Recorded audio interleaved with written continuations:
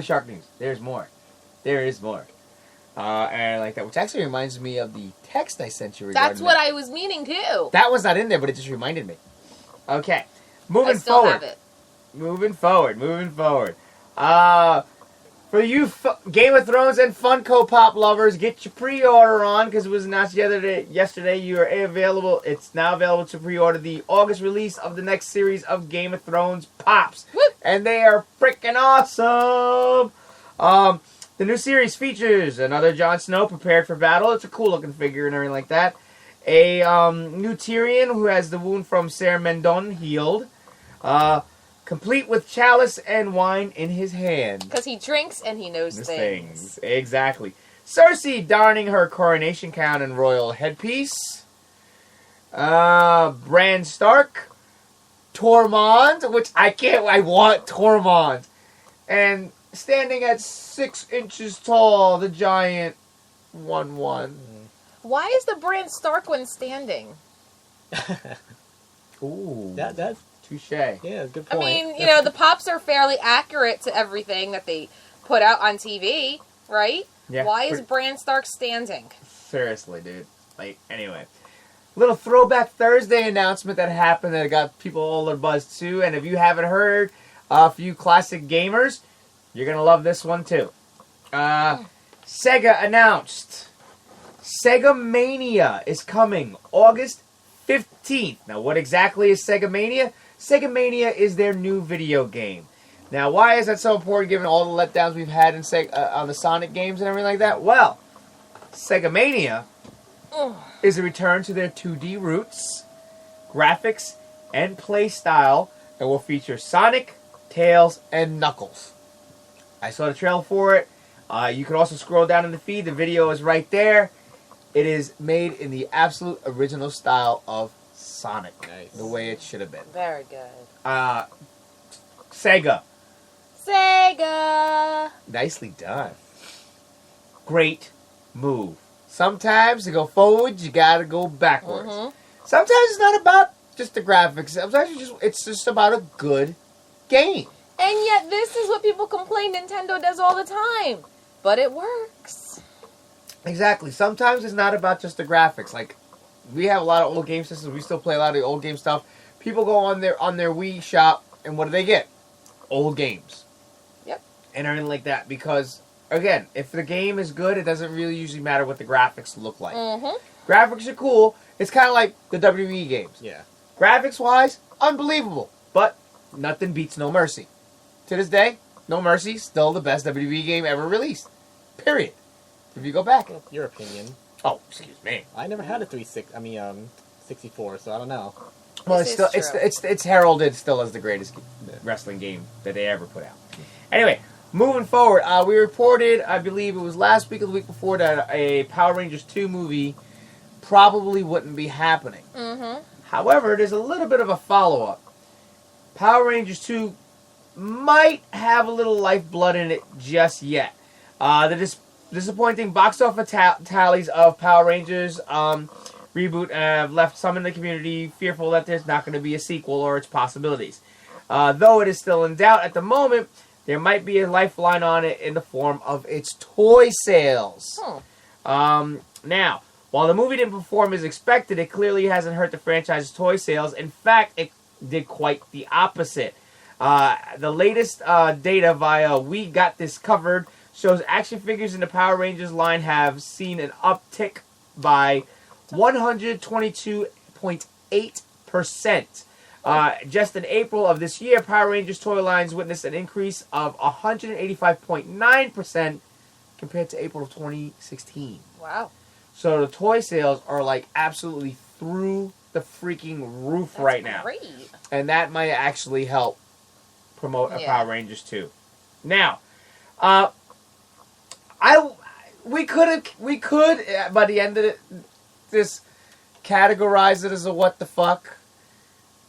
But this is just blatantly ridiculous. Oh boy. And funny and shows the ego of somebody who should not have an ego, whose biggest praise came when she was a child actress for one little role.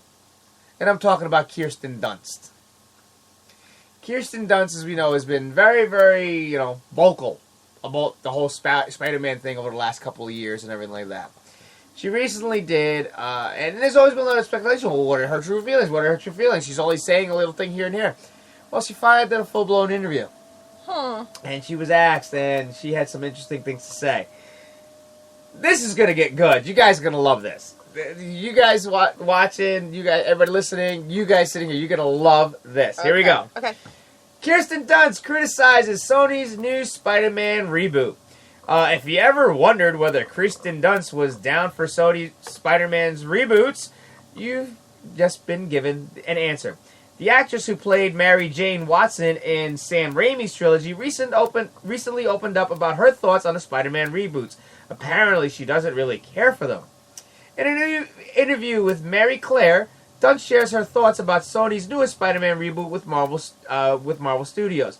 When asked about the new series, Dunst was less than impressed and said, quote, "We made the best ones, so who cares?" Dunst went on to say, before continuing, "I'm like, you can make it all you want. They're just milking the cow for money. It's so obvious. You know what I mean?" She finished, "While it isn't the first time Dunst has spoken about Spider-Man reboots, it is the most direct criticism she's given towards them." Recently, the star spoke to Variety as well and told the site she wasn't particularly fond of the web-slinging restarts. Quote, "I don't care," she revealed, which this really sounds like she does, referring to Sony's recent Spider-Man reboot. "Everyone likes our Spider-Man. Come on, am I right or what? Listen, I'd rather be in the first ones than the new ones."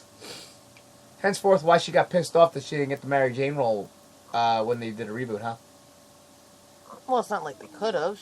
She's too old now. But just because apparently she was at one time. She was pissed off that she didn't get the Mary Jane role reprised Because it's called a reboot. That's why they didn't recast anybody. Exactly. I don't think she understands. No, because she sucked.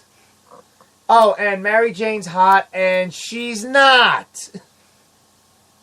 There's also those, but I was trying to avoid that part. Oh no, I'm gonna keep it nerd real. Mary Jane in the comic books, even down to when she was in high school. Mary Jane's supposed to be the hottest girl in school. Yeah. True. In what world is Kirsten Dunst the hottest girl in school? The Sloth High School? Like, really? No. Not only that, like, the comments really bug me because it's like, it seems like she really boasts herself and her performances and everything like that. And again, your greatest performance was when you were a little child and you made your debut and interviewed a vampire. What have you done after that? Well, she's done quite a bit. But anything in terms of that would garner her being some sort of great actress, like they thought she was in an interview with a vampire. See, the whole... Bring it on, woo! Spectacular job. See, the whole thing is that, with the exception of her mainstream movies, she's basically the indie movie manic pixie dream girl darling. You know? And she keeps taking those roles, which, again, the manic pixie dream girl is basically like your... like Ramona from frickin' Scott Pilgrim. And Okay. Zooey Deschanel's character in basically everything she does, where she's just a little loopy and, you know, you really want her, but you know she's got baggage, but she carries it so well. You know, one of those things. Like, and she's pretty much dominated that kind of market on the indie film. So, and of course, you know, when you make indie films, that means you're so much better than everybody else because, oh my god, indie stuff, you know? Yeah, seriously. But nonetheless, it's like... And I'm sorry, in what world does she think that the first ones were the best ones? They were terrible. Thank you. The first one was passable. The third one, yeah, but the first two were good. First one wasn't bad. Second one wasn't... The first one wasn't bad. First one was tolerable. The only thing that those ones had go for them were their soundtracks. Yeah. But still, no, the first one still wasn't bad. Out of the trilogy, the first one wasn't bad. It was tolerable. Anyway. It was alluded to about some shark news. Yes, And we have more shark news.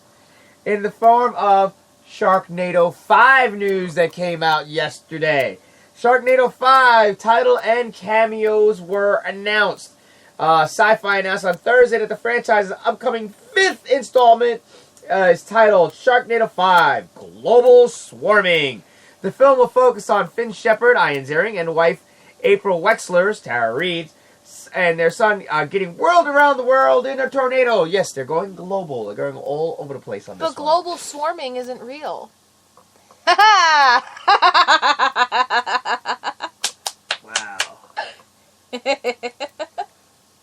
I wish I had 2 more hands to give those jokes 4 thumbs down. Anyway, as you mentioned, there's a ton of cameos and everything like that. 1 second. I'm leaking. Sorry. Pardon. Alright, well, listed in some of the cameos was Troy Aiken, Bret Michaels, I believe Donna Summers. There's a lot. Donna Summer. Donna Summer and her daughter. Donna Summer's her daughter. I thought Donna Summer was dead. Not Donna Summer. I'm sorry. Go to the list. The list is on the page. It's a heavy list. Donna Summer's dead. It's at least like 15 cameos and everything like that. It's at least 15 cameos listed on there. You gotta check it out. That's all I gotta say. You gotta check it out. And everything like that. The last bit of nerd news bits we'll save for today because that was actually today. Okay. Okay. Well, moving forward with Friday news, should we just give them the last bit of shark news now? You want to make them wait a little bit? Give it now! Give it now. Okay, this is what I found on my own, actually. I get a not good news credit. Sort of. Via Asylum Pictures Twitter. I got it right there. Asylum Pictures is, of course, responsible for Sharknado 5, well, the Sharknado franchise, as well as a plethora of wonderful, wonderful shark and B-rated movies.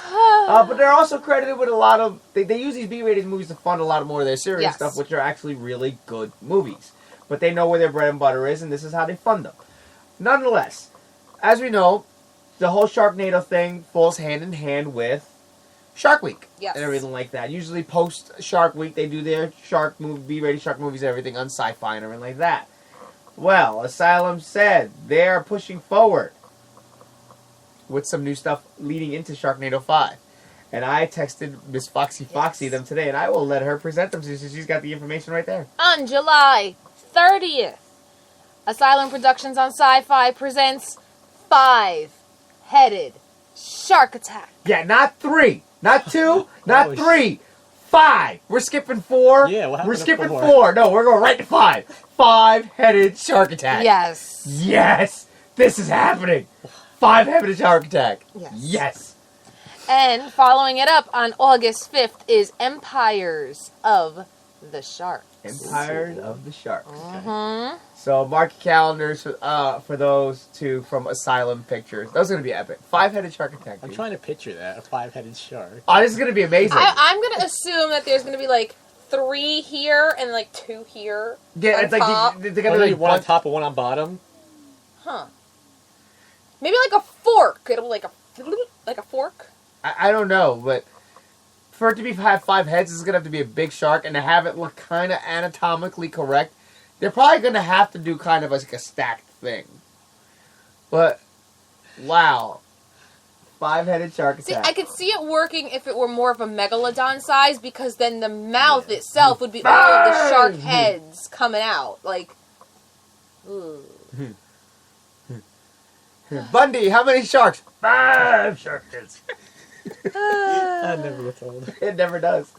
Well, the funny thing is somebody requested, Jose requested I know, it. I saw. But the funny thing is, Jose, we actually have been running that joke in this house for years. Oh my god, yeah. Bundy, how many hamburgers do you want? 5 hamburgers. Ow, ow, Like, ow. we've been doing this for years. It's just... You just redeemed the audience because everybody was going off on you about how they felt the 2 Spider-Man movies were actually really good, and they did think Kirsten Dunst is quite cute. You just redeemed yourself. She's no Alyssa Milano. Anyway, moving forward. A lot of people, on Friday news, a lot of people have been talking about, okay, what's going on with The Punisher? What's going on with The Punisher's Netflix series and everything like that? Well, the director recently did an interview, shed a little bit of light in terms of, well, when's The Punisher coming out? And everything like that. Marvel's The Punisher director reveals premiere time slot. It's funny, it's listed as date, but it's not really a date, it's a time slot. It looks like Frank Castle will blaze back onto Netflix coming November. So, yeah, keep an eye out for that in November. Yeah, and she was hot in Double Dragon, okay? She was hot. Anyway, Speaking of TV shows,